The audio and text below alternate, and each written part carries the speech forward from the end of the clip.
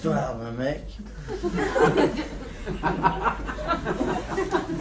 Vous la connaissez, non?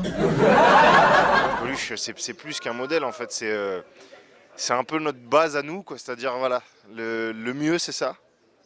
Comment toi tu fais pour honorer cet héritage-là et ne pas tirer la profession d'humoriste vers le bas alors que ce mec-là a tout fait pour la mettre en haut. Pour moi, Coluche, c'est vraiment une icône de l'humour au même titre que des proches. Voilà, ça fait partie vraiment aussi des gens qui ont nourri ma passion pour le théâtre, pour la scène et pour la parole libre. Je suis admiratif et j'aime beaucoup ce côté populaire, gueulard et humain. Coluche a été encore aujourd'hui, enfin, quelqu'un qui traverse comme ça les époques et qui arrive à encore aujourd'hui à être écouté et puis à être apprécié et même sur le plan social, ce qu'il a réussi à construire avec les Restos du Cœur, c'est juste incroyable. Je me souviens, à l'époque, je faisais beaucoup de publicité radio et je faisais la pub pour Mammouth écrase les prix.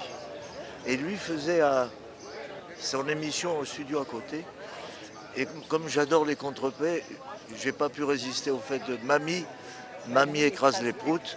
Et là, il a entendu cette fille. Gégé, est-ce que tu t'en sers? Je lui ai dit non, je le prends. Il m'a dit. Mais c'était un personnage. C'est une force incroyable. Cette année sur le festival, j'ai un vrai coup de cœur pour Alban Ivanov. Et qui est le petit poulain un petit peu de Jamel Debbouze.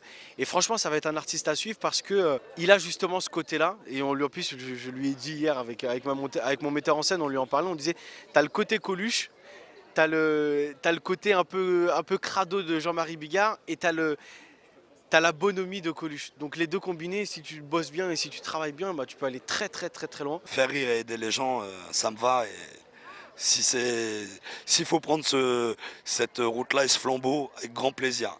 Je ne suis pas sûre que la scène humoristique française ait besoin d'un nouveau Coluche. Je pense que le patrimoine de Coluche est suffisamment important pour être complètement intemporel et rester.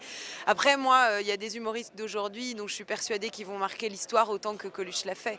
Je pense que Ahmed Silla, par exemple, c'est quelqu'un qui aujourd'hui représente, je trouve, quelque chose de très nouveau et de très solide avec une vraie base de comédie que je trouve vraiment intéressante.